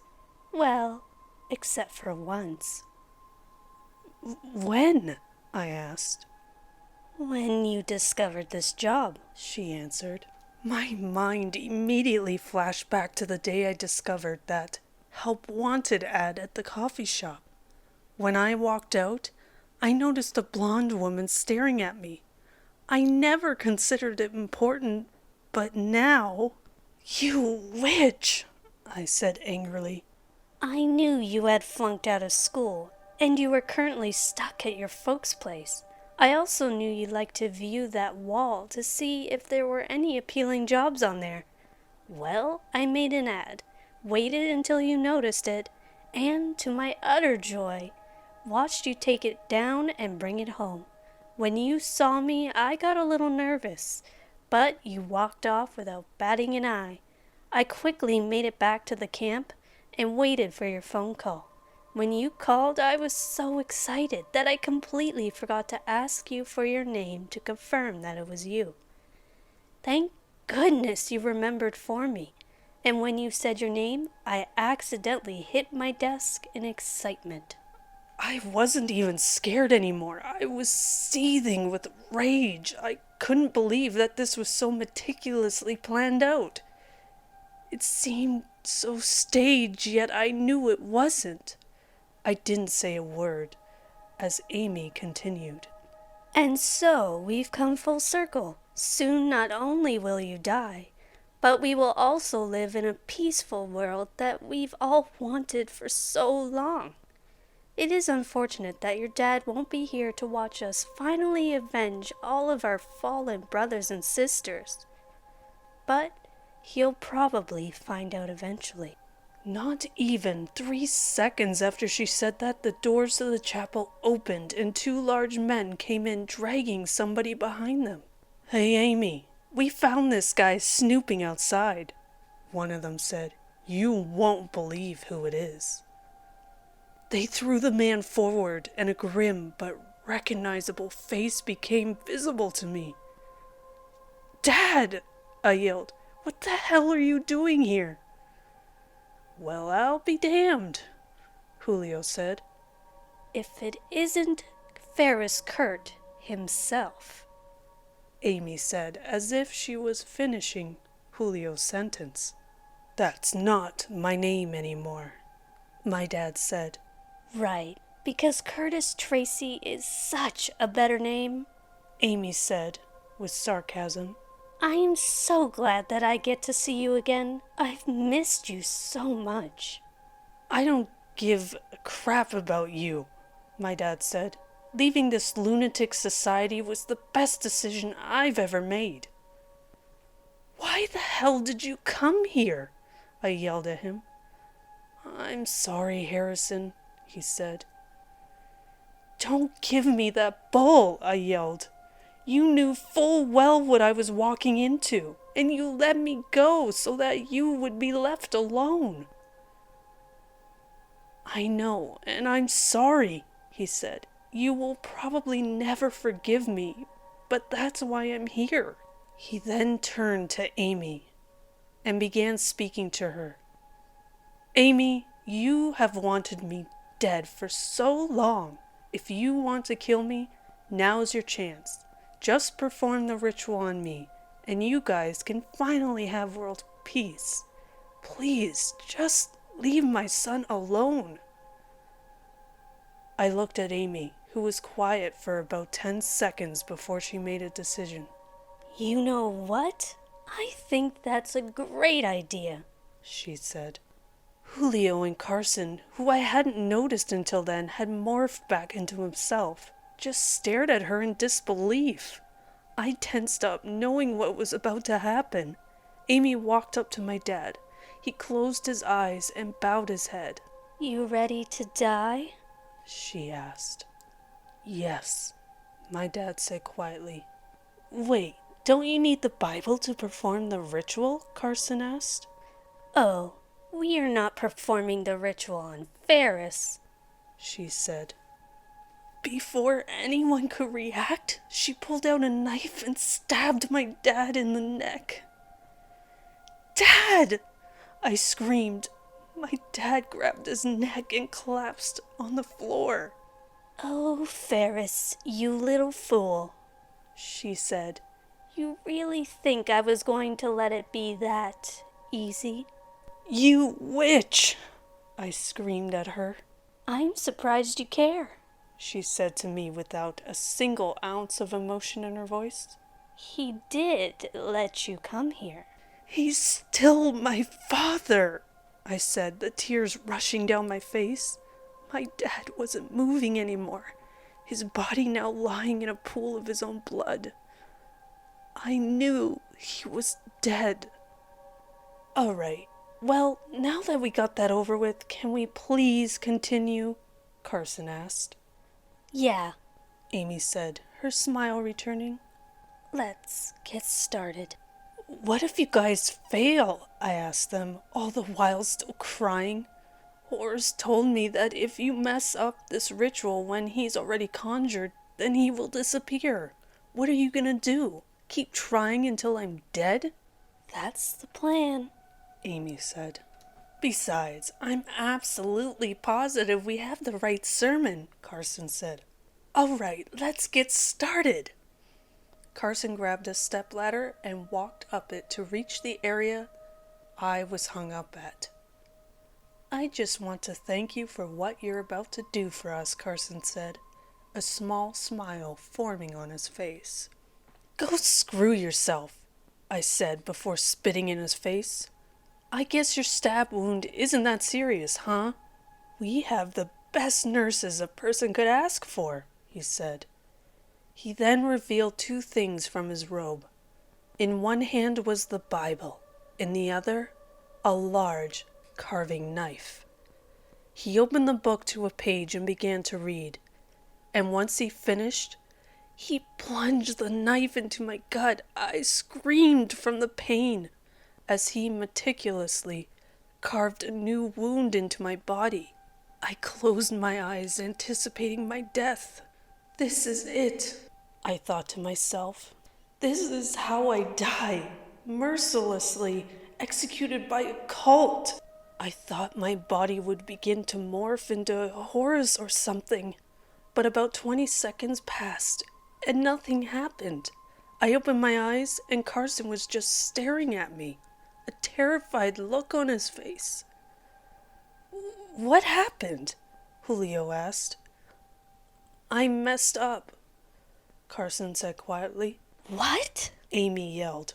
I messed up, Carson said. He closed his eyes and then opened them again quickly. Horace is gone, he said. He's gone. I messed up. Crap. He threw the knife onto the ground in rage. Good job, idiot, I said, the pain from the wound making it hard to speak. Shut up, Harrison, Amy yelled. Just because we messed up doesn't mean you're getting out of this alive. I don't care if your dad is now dead. I haven't fulfilled my desire for revenge yet. Carson, perform the ritual on yourself again.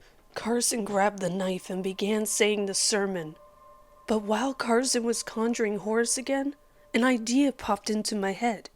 Amy had just said that she hasn't fulfilled her desire for revenge. But not their desire for revenge. It may have meant nothing at all, but she was also the one who explained the entirety of why she wanted revenge on my dad. With no other options, I decided to test that notion.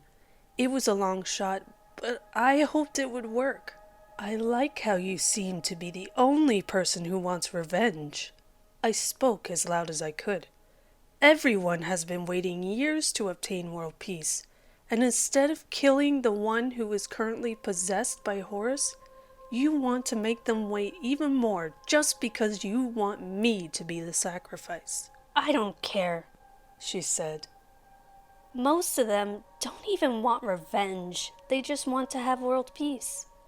I've made it so that they get both for the price of one. But the plan just failed, I said. Now they have to wait until you guys find the right sermon in order to fulfill their religious duty. You're making them wait just because of you.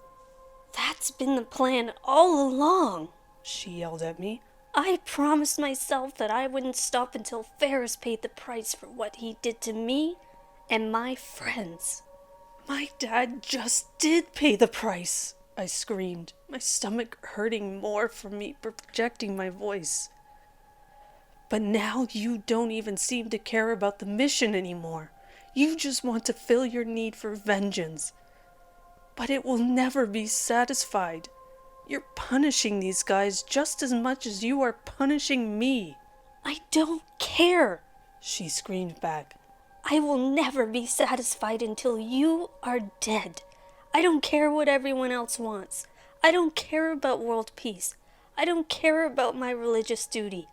I only care about me getting revenge. Her scream practically echoed in the room. I couldn't believe she fell for my bluff.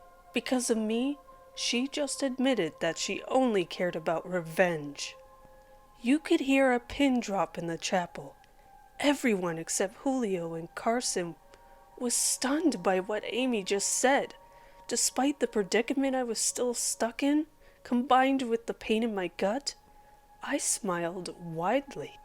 Well, you guys just heard the truth, I said.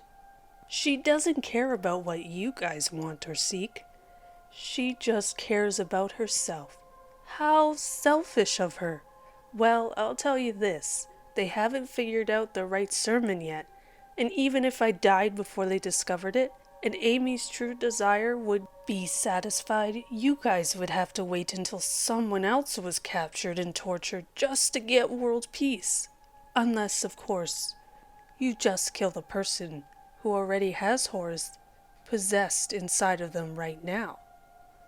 Almost all of them turned their heads towards Carson, who was sitting on the floor, his blood pooling beneath him. Carson looked up, and his face was as white as a ghost. He definitely heard what I said. So I will give you guys a choice. We can wait here for them to keep trying to solve the second ritual, or you can finally obtain the world peace you have forever wanted. All you have to do is kill Carson. He's already weak from the stab wound, so it should be easy. What will it be? I prayed this would work in my favor. All I needed was one person to see the sense I was spewing, and I could be spared. This was my only shot, and I hoped someone would side with me. After about 10 seconds, someone came from the crowd and started walking toward the altar. Raphael, don't you even think about coming up here, Amy yelled at him. Screw you, Amy, he said. Harrison's right. You killed Ferris, and he's the one who wronged you. You got your revenge on him. But I've waited my entire life to fulfill my religious obligation. And I won't force you to make me and my friends wait any longer. Before anyone could react, he charged the altar. Julio tried to grab him, but Raphael barged right through him. Once he took lead, several others began charging the altar as well, some screaming that it was finally going to happen. That's when all hell broke loose. Carson tried to limp away, but he was caught almost immediately. Amy got bone rushed as well, and was knocked back against the wall, seemingly unconscious. Julio managed to get out of the way, and was pushing his body against the wall next to where Amy was. People began jumping onto Carson, punching and kicking him. I didn't feel bad one bit. He did stab me after all.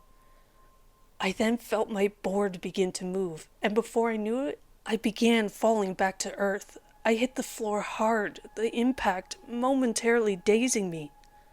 I then saw someone standing over, and heard a voice that I didn't expect to hear. Don't worry, I'll get you out of here. Percy yelled. Percy began untying my arms and legs, but just as he was beginning to untie my last leg, he was pulled from behind and thrown to the ground. "What do you think you're doing?" Amy yelled at him, a bloody knife in her hand. She cornered Percy against the wall. After seeing this, I managed to untie the last knot and charged at her as fast as I could. I knocked her down just as she raised the knife in the air. Amy and I began wrestling on the ground. Under normal circumstances, I would have been much stronger than her, but my stab wound had severely weakened my strength, and she was gaining the upper hand fast. She managed to get on top of me, the knife still in her hand. "I don't care if I die here today. You will at least be joining me," she snarled at me. Just when I thought I was done for, I heard a smack sound, and Amy fell limp onto me. Standing behind her was Percy, holding what looked like a baton. I've no idea where he got it, but I could have cared less at the moment. "Come on, we need to get out of here," he said. He picked me up and started leading me over to the back of the chapel. As we were making our way back, I found Julio on the ground. He also appeared to be unconscious. "Quincy, throw one into the crowd," he yelled. "We need a diversion." I turned to see someone I didn't recognize throwing Molotov cocktails into the crowd. It exploded and people began screaming. He then raced back to where we were, and Percy found a small window in the back room of the chapel. Percy began slamming the baton against the window in order to break it. After a few more swings, Percy broke through the window and we made it outside. Percy then pulled out a walkie and radioed to someone on the other line. "Bring it around! Hurry!" he yelled into the walkie. Not even 5 seconds later, a white truck came barreling down the road of the camp. A familiar face was behind the steering wheel. "Get in!" Graham yelled. "We need to get out of here." We all piled in, and Graham accelerated out of Camp Oakwood. We stopped at a house about 40 minutes from Camp Oakwood. While driving there, Percy used his shirt to put pressure on my wound. When we eventually reached the house, the three of them brought me inside, where I was introduced to a woman called Bee, who turned out to be Graham's ex-wife. Bee was apparently a nurse, and she helped disinfect and bandage my wound. She was happy to report that none of my organs seemed to be damaged by the stab, and that I would more than likely be okay. Percy and Quincy were both bruised, but nothing too severe. While being patched up, I talked with Percy for a while, and he explained quite a bit to me. As it turned out, Percy had been forced by Amy to go into my apartment and take a picture of my scar, so that she could prove that it was definitely me. He didn't want to do it, but she threatened him, and eventually he relented. He managed to take a photo. However, not only was my towel obscuring the scar, but the photo also came out blurry. Despite him failing, they stuck with the plan of Percy being arrested by Officer Marino. I asked Percy if he was just a cult member dressed as a police officer, and he confirmed it. Not that I was surprised to hear that. Anyway, Percy was never taken away, and would remain at the camp out of view.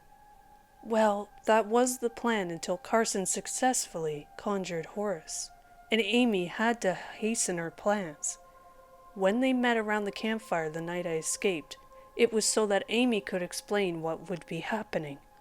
To my shock, they were also waiting to see me when I would wake up. And once someone noticed I was up and moving, Amy alerted Carson to text me the message I received, and waited until I was recaptured. The plan was for you to make it to that location, only to find Carson, or Horace, I should call him, and Officer Marino waiting there for you. It was just a trick to get your hopes up on you possibly escaping. Well, Officer Marino wasn't there. He seemed perplexed about that. "Well, Amy never told us that," he said. "Then again, it appeared that Amy hid quite a bit from you guys," I said before we both laughed. Percy then began explaining that he had come up with a plan to get me out of there. He knew what was going to happen to me, so he, Graham, and Quincy, who I later found out wasn't even an employee of the camp, but Percy's best friend back home, came up with a way to get me out. The plan was for Quincy to make homemade Molotov cocktails and throw several of them into the church to act as a diversion so that they could quickly get me down and carry me out. However, they didn't plan on two things. One, my dad showing up unexpectedly, and two, me getting Amy to say that she didn't care about everyone else's desire for world peace. When several of the people in the crowd stormed the altar, they took their chance and proceeded with the plan as best as they could. However, he explained to me that they did have to wait until they tried the ritual on me, because if they tried it before the ritual attempt, it would have been harder to get out, because everyone would have been ticked at them, and they too would have been attacked. It was a horrible move to do, but I told him it was okay. I got out with my life. That's all that mattered. He also explained to me that many of the counselors were beyond ticked off when Amy proclaimed that they would have to wait until they got the ritual right on me before they could all complete their mission. She said that would be the plan, and anyone who disagreed with her would have to deal with it. So many of her employees were angered by her actions. The only people who sided with her were Julio and Carson. Carson I understood, because he didn't want to die. But I wonder why Julio agreed with her. I wonder if they got world peace, finally, Percy joked. Well, if their definition of world peace is a fight in a chapel, then they did it, I said. Congratulations to them. Still, dude, you really saved yourself when you managed to break Amy, he told me. If it wasn't for that alone, you would have been a goner. I mean, she did it to herself, I said. She gave it away right before that when she said that she didn't care how long it took them to get it right. But as long as I would die as a result of it, it didn't matter to her. Plus, she also killed my dad, which basically was her revenge. The desire could never be satisfied, he said. I'm just thankful you, me, and Quincy, and my dad all made it out alive. Your dad? I asked. Oh yeah, you didn't know that either, he said. Graham is my dad. Honestly, I always suspected that was a possibility. Horace did say an older worker at the camp didn't believe in this stuff.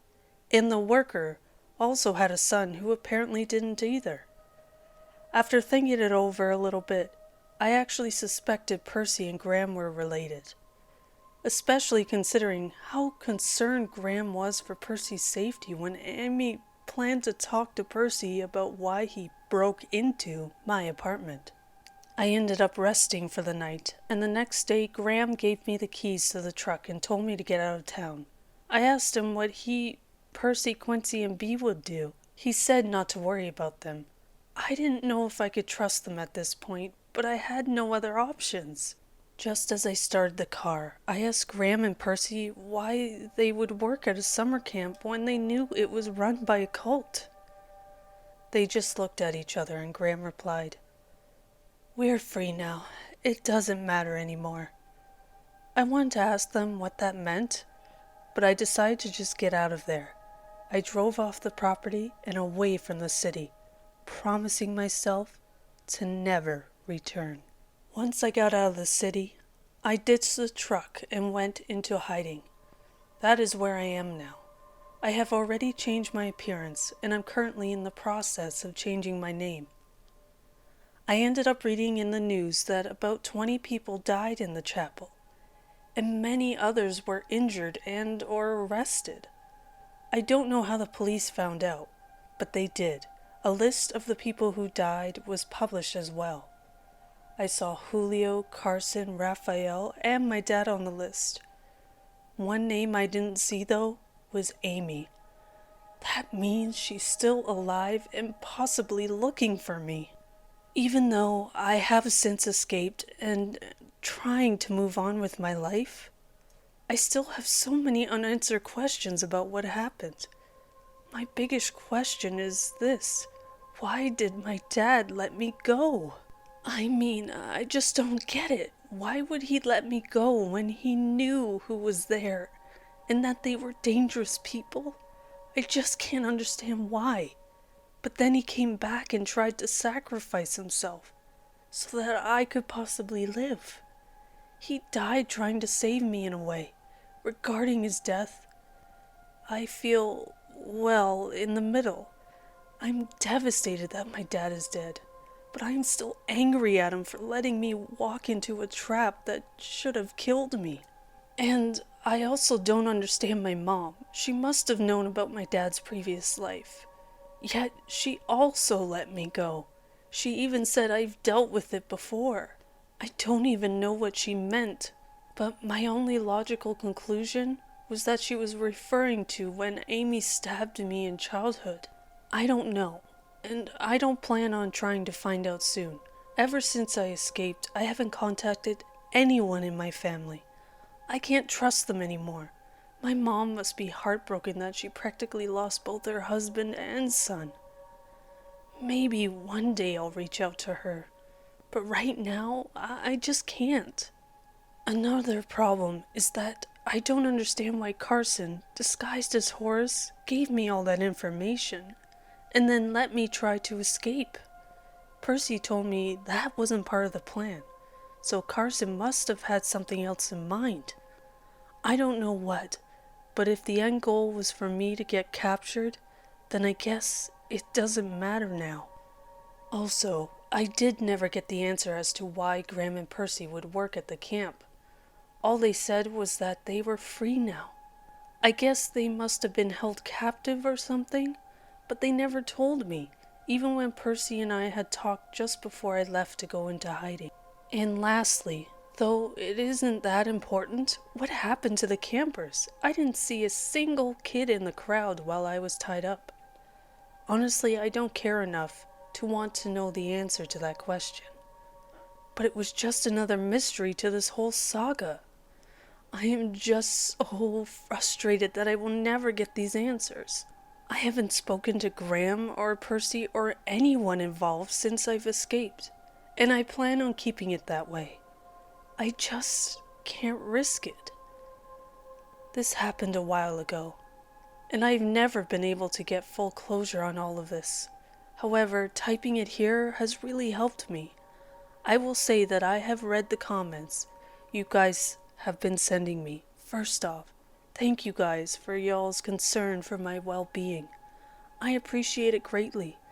Secondly, for those who said I was too naive and trustworthy, you're right. I was indeed. But now I'm not. In fact, I can't trust anyone. That's why I'm hiding alone. All I know is that I will always have a target on my back. Horace himself said that these guys are all around the globe, and they are probably still looking for me as I type this. After all, I practically destroyed one of their bases of operation, a summer camp known as Camp